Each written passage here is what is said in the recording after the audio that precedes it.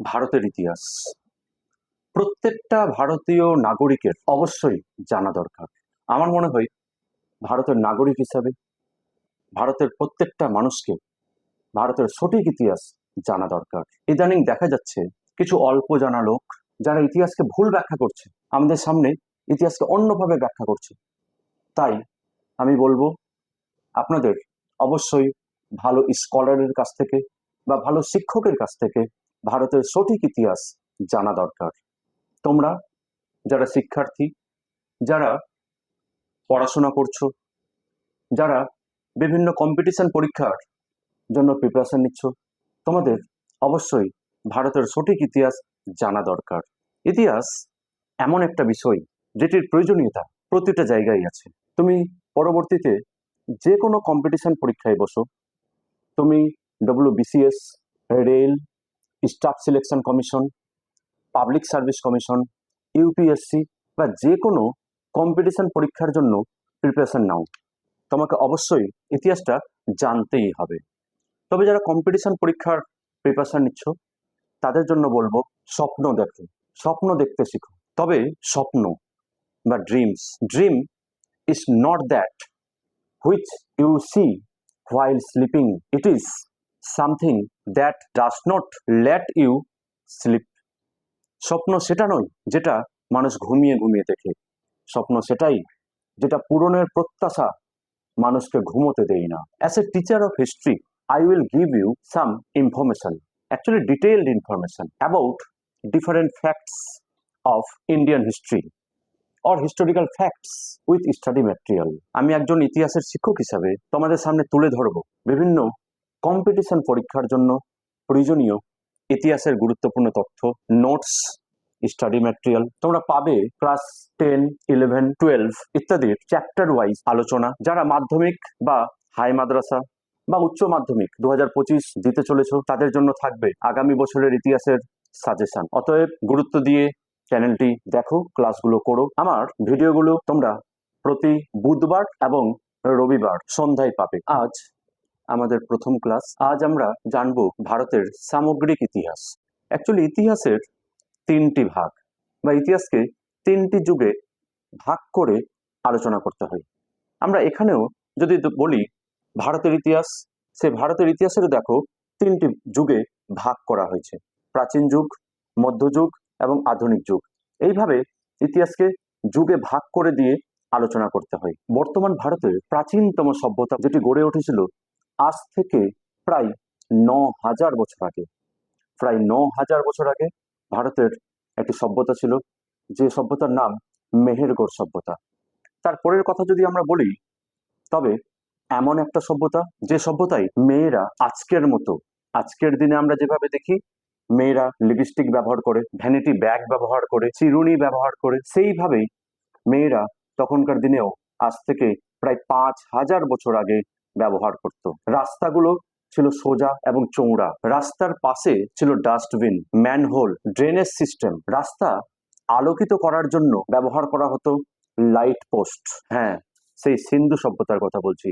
আজ থেকে প্রায় 5,000 বছর আগে সিন্ধু সভ্যতা, যেখানে একটি সভ্যতার যাবতীয় বৈশিষ্ট্যগুলো দেখা দিয়েছিল। এখানে প্রধান কেন্দ্রগুলোর মধ্যে যদি বলি হরপ্পা, সেই হরপ্পাই পাওয়া গেছে শস্যাগার, মহেঞ্জোদারো যেখানে পাওয়া গেছে বৃহৎ স্নানাগার, লোথাল যেখানে পাওয়া গেছে জাহাজ ঘাটা। এর পরের সভ্যতার কথা যদি বলি তবে বলতেই হয় আজ থেকে প্রায় 3,000 বছর আগে, 3,000 বছর আগে ভারতে গড়ে উঠেছিল একটি গ্রামীণ সভ্যতা, যেখানে মানুষেরা লোহা, তামা, ঘোড়া ইত্যাদির ব্যবহার জানত। এই সময়েই ঋগ্বেদ রচিত হয়। বেদ আমরা জানি, বেদের 4টি ভাগ: ঋক, সাম, যজু, অথর্ব। সেই ভারতের তথা পৃথিবীর প্রাচীনতম গ্রন্থ ঋগ্বেদ এই সময়েই রচিত হয়েছিল।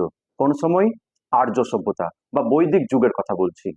এরপরে ব্রাহ্মণ্য ধর্মের সর্বস্বতা, যাগযজ্ঞের বিলাসিতা এর প্রতিবাদে খ্রিস্টপূর্ব 6ষ্ঠ শতকে দেখা দেয় ভারতে এক প্রতিবাদী আন্দোলন, প্রতিবাদী ধর্ম আন্দোলন, এবং এর ফলে দেখা দেয় জৈন ধর্ম, বৌদ্ধ ধর্ম, আজীবক ধর্ম প্রভৃতি কয়েকটি ধর্মের উত্থান ঘটে। জৈন ধর্ম যেটি প্রচার করেন মহাবীর, বৌদ্ধ ধর্ম যেটি প্রচার করেন গৌতম বুদ্ধ। খ্রিস্টপূর্ব 6ষ্ঠ শতক, এই খ্রিস্টপূর্ব 6ষ্ঠ শতকে ভারতবর্ষে 16টি মহাজনপদ বা কৃষি প্রধান অঞ্চল ছিল এবং তাদের মধ্যে দেখা যেত বেশিরভাগ সময়ই দ্বন্দ্ব লেগে থাকতো। এই 1600 মহাজনপদের মধ্যে দ্বন্দ্বের ফলে দেখা যায় মগধ, যার বর্তমান অবস্থান বিহার, সেই মগধেই গড়ে ওঠে হর্ষঙ্ক বংশ, শিশুনাগ বংশ, নন্দ বংশ, মৌর্য বংশের মতো সাম্রাজ্য। হ্যাঁ, মৌর্য বংশ, যে বংশে এমন একজন শাসক ছিলেন যিনি শাসক হওয়ার সময় প্রায় 99 জন তার ভ্রাতাকে হত্যা করে সিংহাসনে বসেন এবং তারপরে দেখা যায় তিনি একটি যুদ্ধতে লিপ্ত হন। সাম্রাজ্যবাদের জন্য তিনি কলিঙ্গ যুদ্ধে লিপ্ত হন এবং সেই যুদ্ধে প্রায় 1 লক্ষ মানুষ নিহত হন এবং এই যুদ্ধের বিভীষিকা দেখে ওনার মনে, শাসকের মনে হয় যে এরপরে আর যুদ্ধ করা যাবে না। তাই দেখা যায় সেই যুদ্ধভেড়ি পরিণত হন ধর্মভেড়িতে এবং তিনি ধর্ম প্রচারে নিমগ্ন হয়ে যান। হ্যাঁ, কার কথা বলছি? আমরা আলোচনা করছি মৌর্য সম্রাট, মৌর্য বংশের শ্রেষ্ঠ সম্রাট অশোকের, যিনি পরবর্তীতে তার পুত্র এবং কন্যাকে পর্যন্ত ধর্ম প্রচারের জন্য পাঠিয়ে দিয়েছিলেন। এত জনহিতকর কাজ করেছিলেন, সেই কারণে হয়ে উঠেছিলেন প্রাচীন ভারতের শ্রেষ্ঠ সম্রাট। তারপরে এখানেই আসে শুঙ্গ বংশ, কুষাণ সাম্রাজ্য, সাতবাহন সাম্রাজ্য এবং পরবর্তীতে ভারতে দেখা যায় গুপ্ত সাম্রাজ্য। গুপ্ত সাম্রাজ্যের কথা যদি বলি, এখানেও আমরা পাবো শ্রীগুপ্ত, ঘটোৎকচ গুপ্ত, প্রথম চন্দ্রগুপ্ত প্রমুখ সম্রাট। এই গুপ্ত সাম্রাজ্যেই এমন একজন শাসক ছিলেন যিনি উত্তর ভারতের 9 জন শাসককে পরাজিত করেছিলেন, দক্ষিণ ভারতের 12 জন শাসককে পরাজিত করেছিলেন। পরবর্তীতে বশ্যতা শিকারের বিনিময়ে বা গ্রহণ পরিমোক্ষ নীতির বিনিময়ে তাদের আবার রেহাই দিয়েছিলেন। হ্যাঁ, কার কথা বলছি? আমরা সমুদ্রগুপ্তের কথা বলছি। সেই সমুদ্রগুপ্ত যিনি সাম্রাজ্য বিস্তারের জন্য ভারতের নেপোলিয়ান নামে পরিচিত। এরপরে আমরা পাই কনৌজ, যে কনৌজকে নিয়ে পাল, প্রতিহার এবং রাষ্ট্রকূট 3 শক্তির মধ্যে দীর্ঘ লড়াই হয়, যুদ্ধ চলে এবং সেটি ত্রিমুখী লড়াই নামে পরিচিত। এখান পর্যন্ত আমাদের ছিল প্রায় প্রাচীন যুগ। এরপরে দেখা যায় ভারতে মুসলিমদের আগমন। যখনই ভারতে মুসলিম আগমন ঘটে, অর্থাৎ 712 খ্রিস্টাব্দে, 712 খ্রিস্টাব্দে যখন মুসলিমরা ভারতে আক্রমণ করে মোহাম্মদ বিন কাসিমের নেতৃত্বে ভারতে যখন মুসলিম আক্রমণ ঘটে, তখন থেকে ভারতে মুসলিম যুগ তথা মধ্যযুগের সূচনা হয়। এবার যখনই আমরা ভারতের মধ্যযুগ আলোচনা করব, মধ্যযুগ আলোচনা করতে গেলে আমাদের দুটো পার্টে ভাগ করে আলোচনা করতে হবে। অ্যাকচুয়ালি ভারতের ইতিহাসের মধ্যযুগ মানে দুটো ভাগ রয়েছে, সুলতানি যুগ এবং মোঘল যুগ। এই যে সুলতানি যুগের কথা যদি আমরা বলি, সেই সুলতানি সাম্রাজ্যের প্রতিষ্ঠা কে করেছিলেন? কুতুবুদ্দিন আইবক। তিনি ছিলেন দিল্লি সুলতানির প্রথম শাসক এবং তারপরে দেখা যায় এমন একজন সিংহাসনে বসেন যিনি ছিলেন নারী, যিনি পুরুষদের মতোই পোশাক পরতেন, যুদ্ধ পরিচালনা করতেন। কার কথা বলছি? আমরা সুলতানা রাজিয়ার কথা বলছি, যিনি ছিলেন দিল্লি সুলতানির একমাত্র মহিলা সুলতানা। এবং দেখা যায় এই দিল্লি সুলতানি যুগে 5টি বংশ এবং 5টি বংশ সিংহাসনে বসে। দাস বংশ, যেটি কুতুবুদ্দিন আইবক প্রতিষ্ঠা করেছিলেন, দাস বংশ, খলজি বংশ, তুঘলক বংশ, সৈয়দ বংশ এবং লোদি বংশ। এই সুলতানি সময়কালে দেখা যায় ভারতে বেশ কিছু স্থাপত্য ভাস্কর্য এর নিদর্শন, বহু নির্মাণ ঘটে। যেমন আমরা বলতে পারি দিল্লির বিখ্যাত কুতুব মিনার নির্মিত হয়, আলাই দরওয়াজা, কুয়াতুল ইসলাম মসজিদ, আলিয়া মিনার, আলাউদ্দিন খলজির সমাধি ক্ষেত্র, মসজিদ, বহু মাদ্রাসা এই সময় গড়ে ওঠে। এরপরে সালটা ছিল 1526 খ্রিস্টাব্দে বাইরে থেকে বাবর ভারত আক্রমণ করেন এবং ভারতের দিল্লি সুলতানের শেষ সুলতান ইব্রাহিম লোদি, তাদের মধ্যে যে যুদ্ধটা হয় সেটি পানিপথের প্রথম যুদ্ধ এবং পানিপথের প্রথম যুদ্ধের মাধ্যমে দেখা যায় বাবর জয়ী হন এবং এই যুদ্ধতেই তিনি ভারতে মুঘল যুগ বা মুঘল সাম্রাজ্যের প্রতিষ্ঠা করেন। মুঘল সাম্রাজ্যের ইতিহাস জানতে গেলে আমাদের প্রথমে মুঘল শাসকদের নাম মনে রাখতে হবে এবং এই মুঘল শাসকদের নাম মনে রাখার জন্য একটা সিম্পল সূত্র আছে, একটা সাধারণ সূত্র, যেটির মাধ্যমে তোমরা সহজেই নামগুলো মনে রাখতে পারবে। বাবার হয়েছে আবার, জ্বর, সারিবে, ঔষধে। বাবার অর্থাৎ বাবর, হয়েছে অর্থাৎ হুমায়ুন, আবার অর্থাৎ আকবর, জ্বর অর্থাৎ জাহাঙ্গীর, সারিবে অর্থাৎ শাহজাহান, ঔষধে অর্থাৎ আওরঙ্গজেব। এইভাবে আমরা সিকোয়েন্স অনুযায়ী আমরা ধাপে ধাপে নামগুলো মনে রাখতে পারি। এই মুঘল যুগেই ভারতে অনেকগুলো সুন্দর স্থাপত্য, ভাস্কর্য স্থাপত্যের নিদর্শন আমরা পাই। এই মুঘল যুগেই ভারতে তৈরি হয়েছিল, নির্মাণ হয়েছিল আগ্রা দুর্গ, ফতেপুর সিকরি, বুলন্দ দরওয়াজা, তাজমহল, দিল্লির লাল কেল্লা, ময়ূর সিংহাসন, পাঁচ মহল, দিল্লির জামে মসজিদ, বিবিকা মকবরা প্রভৃতি প্রচুর নিদর্শন আমরা মুঘল যুগে পাই। মুঘল বংশের দুর্বল উত্তরাধিকারীদের জন্য পরবর্তীকালে দেখা দেয় আওরঙ্গজেবের পরবর্তীতে মুঘল সাম্রাজ্য আর বেশি দিন টিকেনি এবং এই সময় কেন্দ্রীয় শক্তি দুর্বল হয়ে যায় এবং দেখা দেয় ভারতের আঞ্চলিক শক্তির উত্থান ঘটে। বাংলা, হায়দ্রাবাদ, মহীশূর, অযোধ্যা প্রভৃতি স্থানে দেখা যায় আঞ্চলিক শক্তিগুলি মাথাচাড়া দিয়ে ওঠে। এতদূর গেল মধ্যযুগ। এরপর ভারতে শুরু হয় ইংরেজদের শাসন। যখনই ভারতে ইংরেজরা চলে আসে তখন থেকে ভারতে শুরু হয় মডার্ন এজ বা আধুনিক যুগ।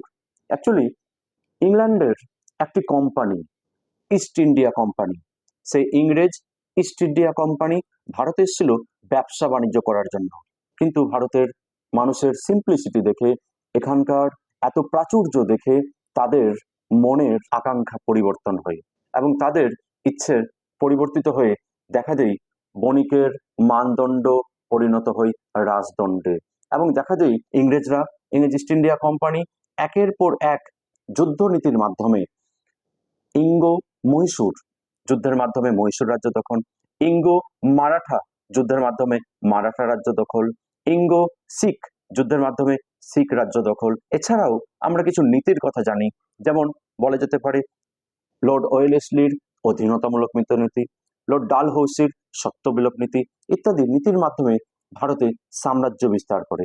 এবং এই যে ইংরেজদের শাসন নীতি, ভারতের সাম্রাজ্য বিস্তার, তার মূল উদ্দেশ্যই ছিল ভারতের টাকা পয়সা, ধন দৌলত সবকিছু রপ্তানি করে ইংল্যান্ডে পাঠিয়ে দেওয়া।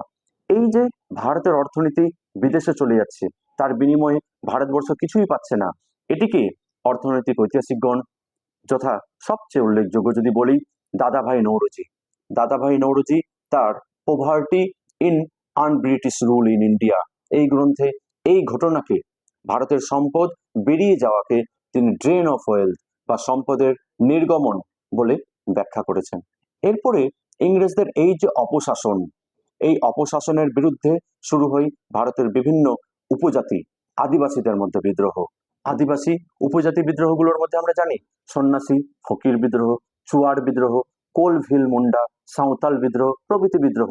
এছাড়া যদি আমরা বলি ধর্মীয় আন্দোলন যেগুলো হয়েছিল, যেমন ফরাজি, ওয়াহাবি প্রভৃতি ধর্মীয় আন্দোলন হিসাবে শুরু হলেও দেখা দেয় এটিও পরিণত হয় ব্রিটিশ বিরোধী আন্দোলনে। এবং এরপরে দেখা দেয় সবচেয়ে বড় এবং সবচেয়ে উল্লেখযোগ্য 1857 খ্রিস্টাব্দের সিপাহী বিদ্রোহ, যেটি ইংরেজ ইস্ট ইন্ডিয়া কোম্পানির ভিতকে কাঁপিয়ে দিয়েছিল এবং দেখা দিয়েছিল মহারানী ভিক্টোরিয়া সরাসরি নিজের হাতে ভারতের শাসনভার তুলে নিয়েছিলেন। এরপর ভারতে দেখা যায় ইংরেজ ইস্ট ইন্ডিয়া কোম্পানি শাসন কার্যের সুবিধার জন্য কিছু কেরানি তৈরি করতে চায় এবং সেই উদ্দেশ্যেই ভারতে কিছু পাশ্চাত্য শিক্ষার প্রসার ঘটানোর উদ্যোগ নেওয়া হয় ইংরেজ কোম্পানির তরফ থেকে। একইভাবে ভারতে দেখা দেয় বেশ কিছু মহাপুরুষের, যারা ভারতকে কুসংস্কার মুক্ত করতে চেয়েছিলেন। রাজা রামমোহন রায়, ঈশ্বরচন্দ্র বিদ্যাসাগর, ডিরোজিও, স্যার সৈয়দ আহমেদ খান, জ্যোতিবা ফুলে, স্বামী বিবেকানন্দ, এরা কুসংস্কার মুক্ত তথা ভারতে শিক্ষার আলো চারিদিকে ছড়িয়ে দিতে চেয়েছিলেন। এরপরে যদি আমরা আলোচনা করি দেখা দিবে 19 শতক অর্থাৎ এই 1800 থেকে 1900 এই সময়ের মধ্যে প্রচুর সভা সমিতি গড়ে ওঠে। ভারতীয়রা ঐক্যবদ্ধ আন্দোলনের গুরুত্ব বুঝতে পারেন, তাই ডক্টর অনিল শীল এই 19 শতককে বলেছেন সভা সমিতির যুগ। এবং এই সময়ে যতগুলো সভা সমিতি গড়ে উঠেছিল তার মধ্যে সবচেয়ে গুরুত্বপূর্ণ বলতে গেলে 1885 সাল। 1885 সালে ভারতে গড়ে ওঠে ভারতের জাতীয় কংগ্রেস। পরবর্তীতে দেখা দেয় এই ভারতের জাতীয় কংগ্রেস দুটো পার্টে ভাগ হয়ে যায়, নরমপন্থী এবং চরমপন্থী দুটো পার্টে ভাগ হয়ে যায়। এবং পরবর্তীতে আবার এই চরমপন্থীদের দ্বারাই যেমন নাম হিসাবে আমরা মনে রাখতে পারি ক্ষুদিরাম বসু, প্রফুল্ল চাকি, মাস্টারদা সূর্য সেন, বিনয় বাদল দীনেশ, বিনায়ক দামোদর সাভারকর, বাল গঙ্গাধর তিলক, ভগৎ সিং প্রমুখের চরমপন্থার ফলে, বিপ্লবী আন্দোলনের ফলে দেখা দেয় ভারতের স্বাধীনতা সংগ্রামে নবজোয়ার আসে এবং তাদের এই জোয়ারকে আলাদা মাত্রা এনে দেন নেতাজি সুভাষচন্দ্র বসু, মহাত্মা গান্ধী। মহাত্মা গান্ধী যিনি দক্ষিণ আফ্রিকা থেকে ভারতের স্বাধীনতার আন্দোলনে এসে ঝাঁপিয়ে পড়েন। ভারতে মহাত্মা গান্ধী তিনটি বড় বড় আন্দোলন করেছিলেন: অহিংস অসহযোগ আন্দোলন, আইন অমান্য আন্দোলন, ভারত ছাড়ো আন্দোলন। 1942 সাল মহাত্মা গান্ধী তখন বলেন, we shall either free India or die in this attempt. এবং শেষ পর্যন্ত এই সমস্ত আন্দোলনের ফলে, ত্যাগ বলিদান এর ফলে দেখা দেয় ইংরেজরা বুঝতে পারে যে তাদের ভারতে শাসনের মেয়াদ শেষ হয়ে এসেছে। তাই সালটা ছিল 1947 এবং 1947 সালে ইংরেজরা বাধ্য হয় ভারত ত্যাগ করতে। তবে যাওয়ার আগে ভারতকে তারা দুটি ভাগে ভাগ করে দিয়ে যায়, ভারতবর্ষ এবং পাকিস্তান। এই ছিল আমাদের আজকের ছোট্ট ক্লাসের মধ্যে সামগ্রিক ভারতের ইতিহাস তুলে ধরা। পরবর্তীতে তোমরা চ্যাপ্টার ওয়াইজ ধাপে ধাপে ভারতের সম্পূর্ণ ইতিহাস পাবে। ধন্যবাদ।